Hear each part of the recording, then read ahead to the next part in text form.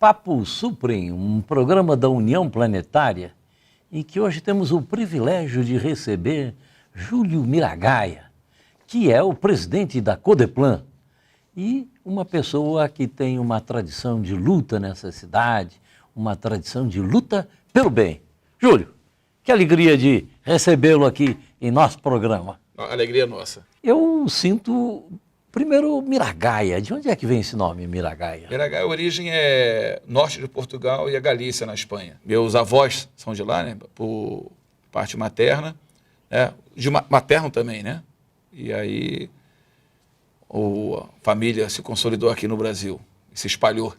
A sua atuação tem se feito muito no campo da economia, né? Sim, sou economista, né, tenho graduação, especialização muito na área de desenvolvimento regional e planejamento territorial, né? Fiz especialização no IPUR, lá no Rio de Janeiro, na FRJ, depois no Departamento de Geografia e Gestão Territorial aqui da UNB, o mestrado, e estou agora para, mês que vem, fazer a defesa da minha tese de doutorado no CDS da UNB. Ah, que beleza. Pois é. Eu acho que essa questão econômica ela é muito importante. Acho que às vezes a gente fica cuidando de um mundo de coisas que são importantes, sem perceber que por detrás de tudo isso tem uma questão econômica que permeia tudo. A gente costuma dizer que a economia, né, sem pretensão, né, mas é uma disciplina, né, uma profissão e um tema, né, que diz respeito ao dia a dia do cidadão, sem que necessariamente o cidadão perceba essa situação. Mas em cada decisão, em cada ato, em cada ação dessa pessoa, você vai ter sempre um componente econômico ali incidindo sobre a vida dessa pessoa, mesmo que ela não perceba. Nós aqui na União Planetária temos um programa chamado Descomplicando Economês. Sim. Olha que nome, Descomplicando Economês.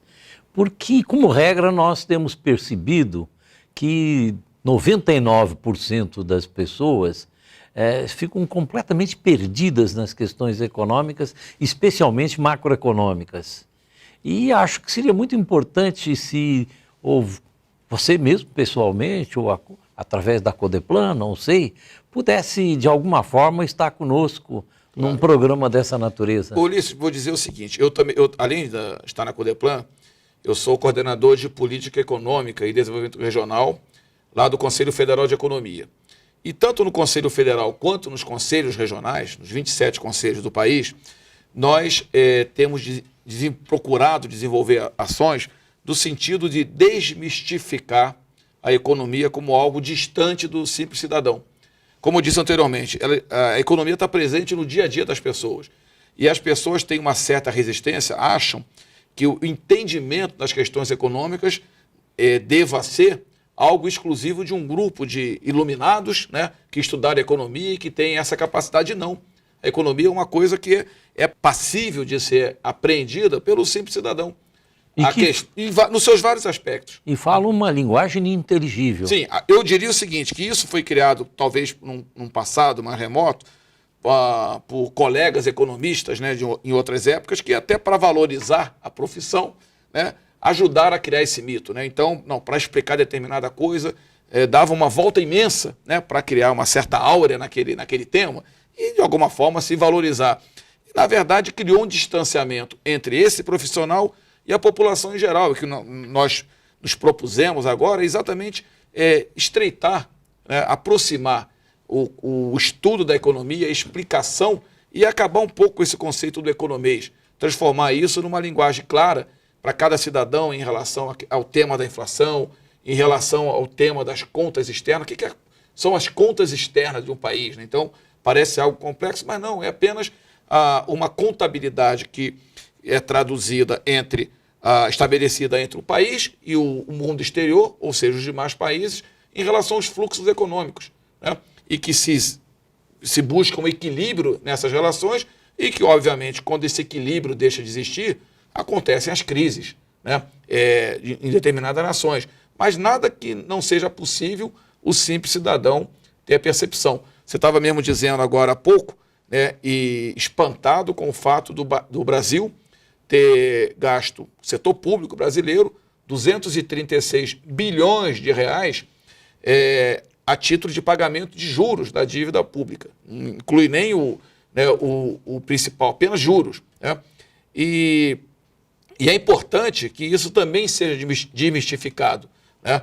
Isso significa, né, numa linguagem simples, que o país está deixando de investir mais na área de saúde, na área de educação, na área de transporte público, na área de habitação, para alimentar um sistema financeiro que sangra a nação há anos. Isso não é difícil das pessoas entenderem, né?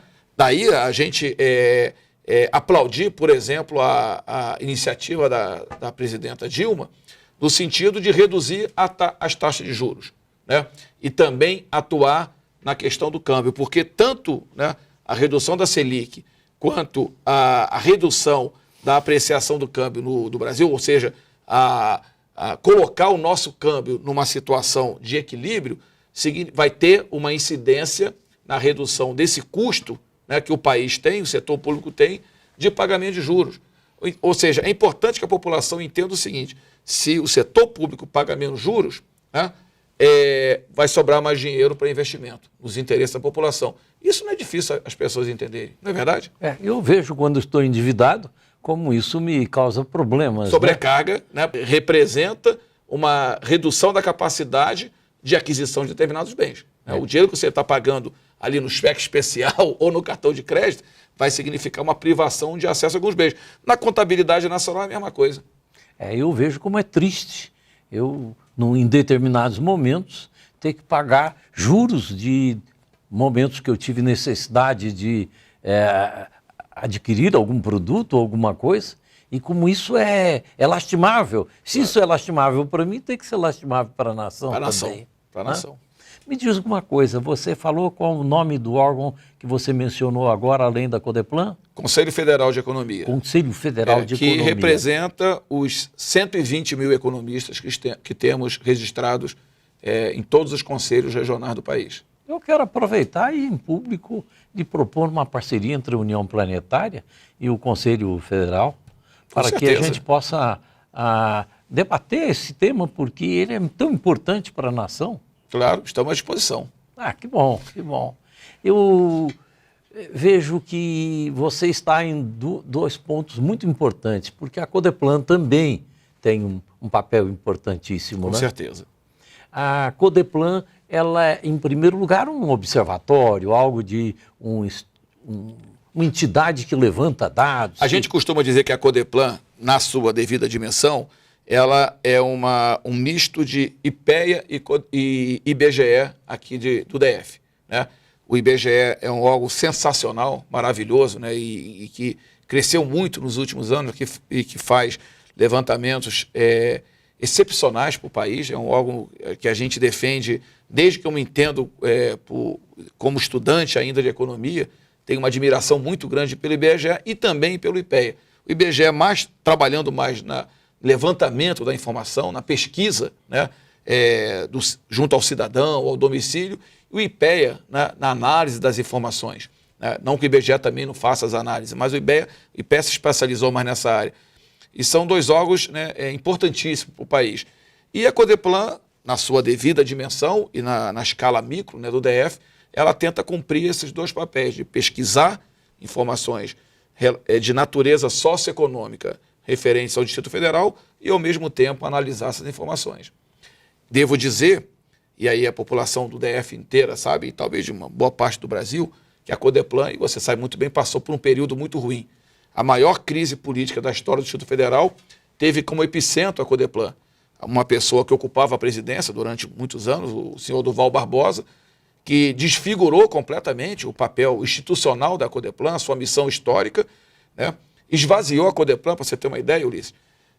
A Codeplan tem 500 funcionários nos seus quadros. Atualmente temos cerca de 150 cedido para outros órgãos do governo estadual, distrital e federal. Temos 350 pessoas trabalhando hoje na Codeplan. Mas nesse período, esse triste período, ela chegou a ter 60 pessoas. Os projetos foram todos expulsos da Codeplan e os funcionários também. Pesquisa de emprego e desemprego foi retirada da Codeplan. Nasceu em 92 na Codeplan, foi banida. Conseguimos agora, no ano passado, trazê-la de volta. O índice de custo de vida do Distrito Federal foi extinto. A pesquisa de cesta básica foi paralisada. O núcleo de população, que chegou a ter 12 técnicos, foi reduzido a uma única técnica. Agora conseguimos reconstituir, já estamos com 5. E poderia citar aqui N casos. Ele destruiu a Codeplan naquilo que a Codeplan tem como missão, né? Subsidiar o governo e a sociedade, né? Os setores empresariais, as universidades, de informações de natureza socioeconômica para o planejamento governamental e não governamental, e ele simplesmente destruiu a empresa para fazer todo tipo de malfeito, né? Que a população tem conhecimento. Felizmente, por conta da abnegação de um grupo de funcionários, eles conseguiram ainda manter a empresa, porque era a propósito destruir a empresa, acabar com a empresa, extinguir. Esses funcionários conseguiram, através de uma mobilização, manter a Codeplan viva, e a gente está tendo agora a oportunidade, desde o ano passado, de soerguer a Codeplan, e como a gente disse desde janeiro de 2011, tirar a Codeplan das páginas policiais e colocá-la de volta nos cadernos de economia da cidade. Olha, ficamos muito felizes com isso. Nós estamos aqui conversando com Júlio Miragaia, que é o presidente da Codeplan. Voltamos já, fique conosco que temos muito a aprender juntos.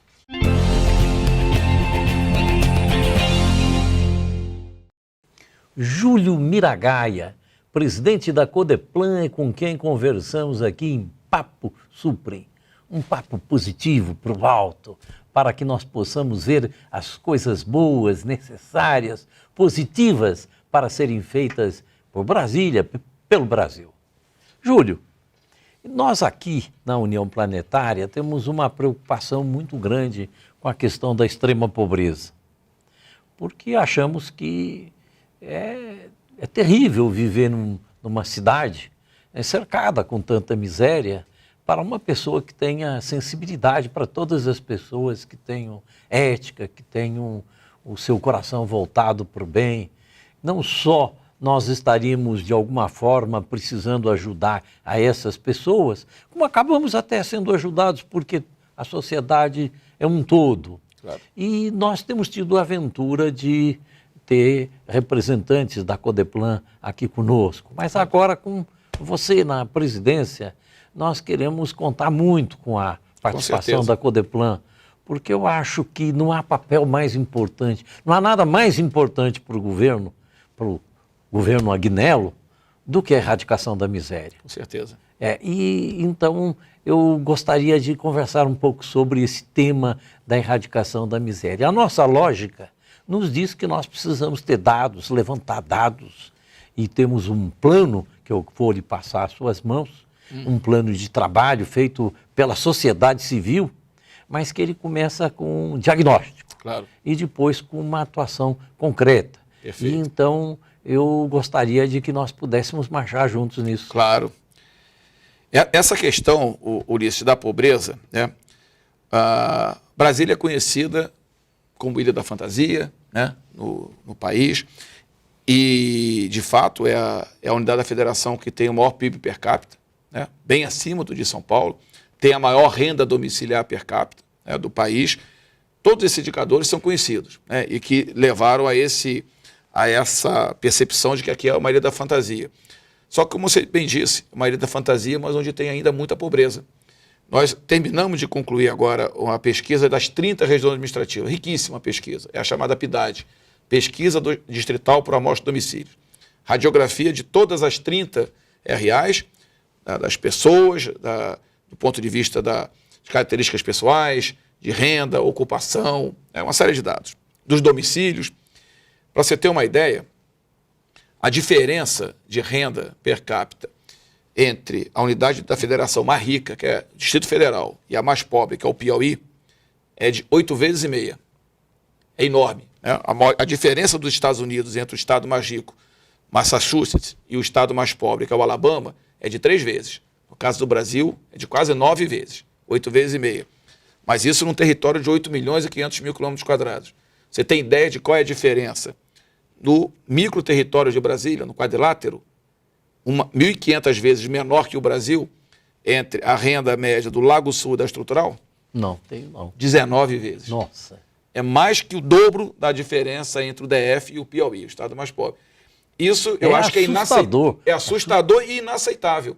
Temos construído uma sociedade tão recente, e já 52 anos, né? E já tão deformada, do ponto de vista da distribuição da renda social e espacial.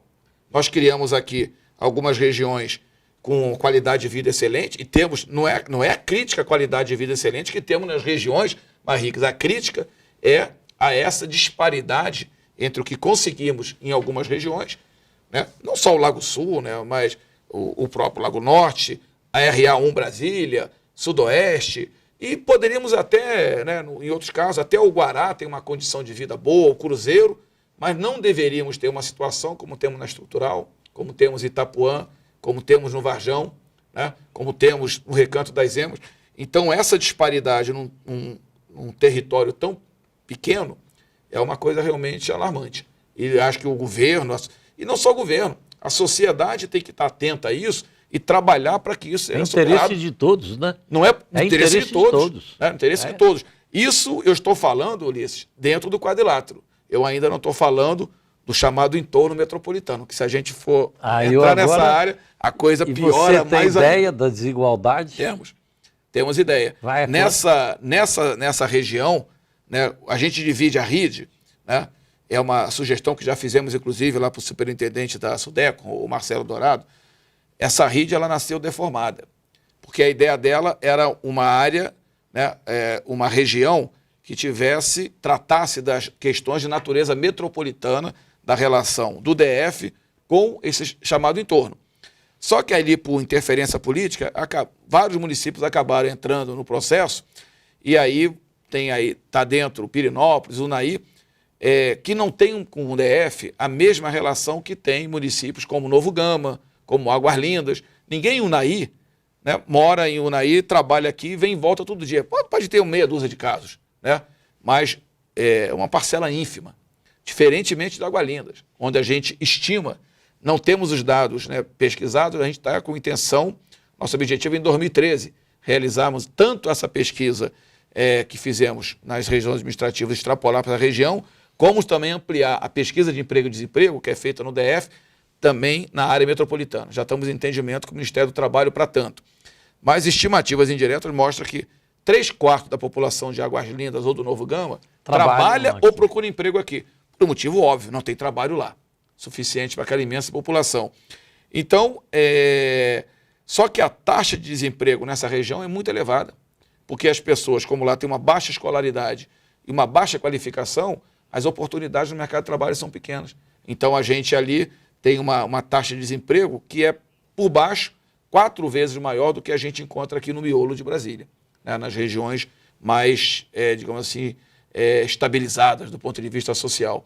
Então, temos dois problemas, né, do ponto de vista da distribuição espacial da renda. Estou falando ali da questão social.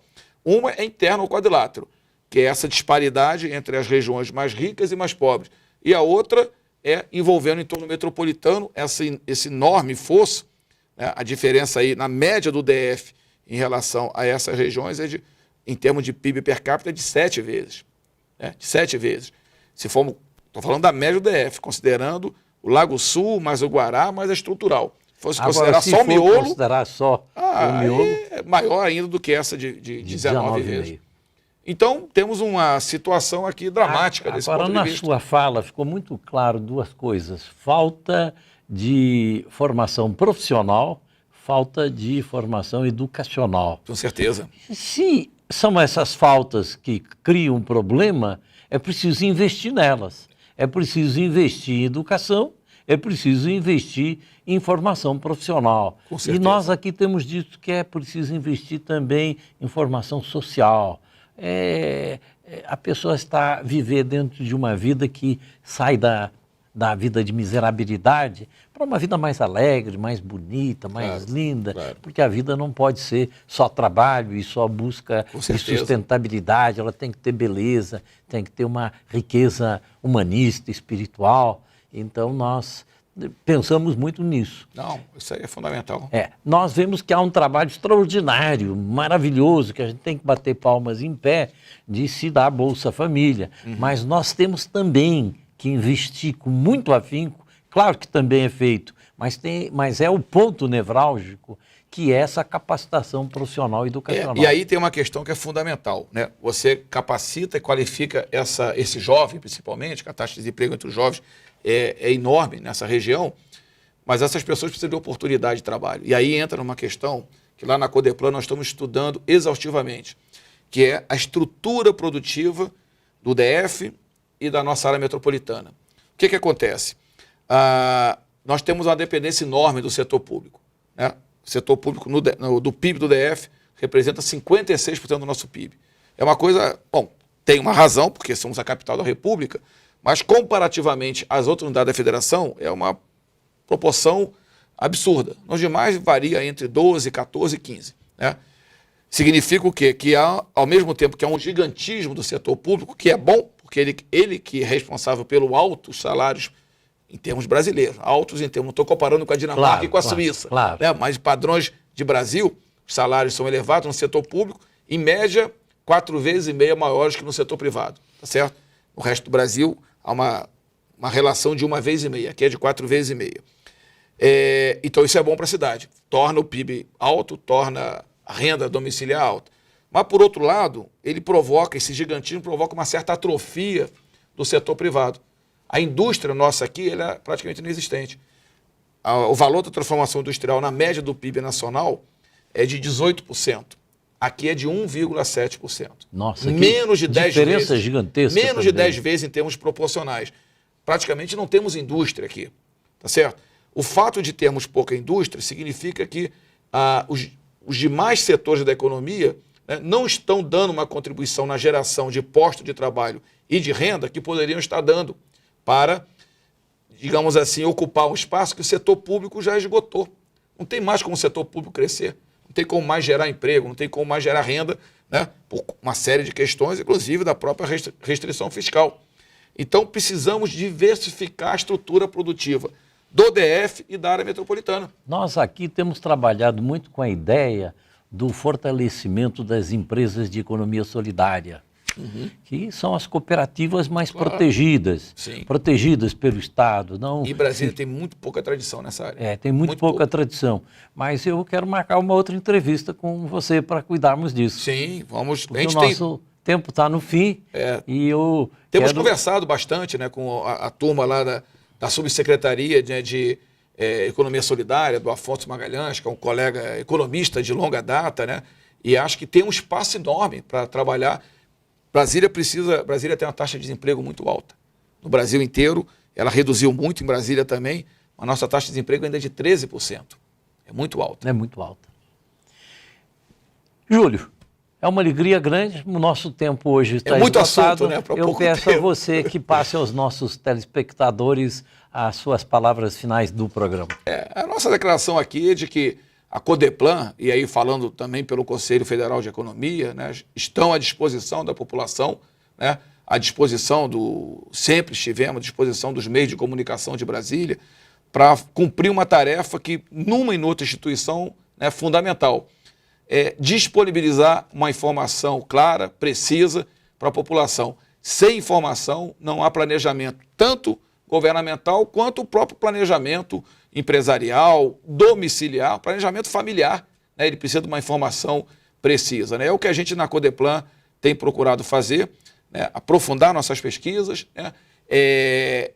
Melhorar a capacidade de análise e colocar isso à disposição da população de Brasília.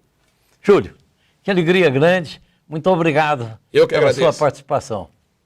Conversamos com Júlio Miragaia, presidente da Codeplan, e que também você está como presidente do Conselho? É o coordenador da Comissão de Política Econômica do Conselho Federal de Economia. E coordenador da Comissão de Política Econômica do Conselho Federal de Economistas. Júlio Miragaia, que está nos trazendo essas luzes, essa transparência e que estaremos aqui com ele muitas vezes. E tenho certeza que todos vocês estarão aplaudindo essa esse encaminhamento de termos uma tradução bem clara, informações claras, transparência de tudo, para que possamos guiar com segurança os nossos passos. Obrigado a todos.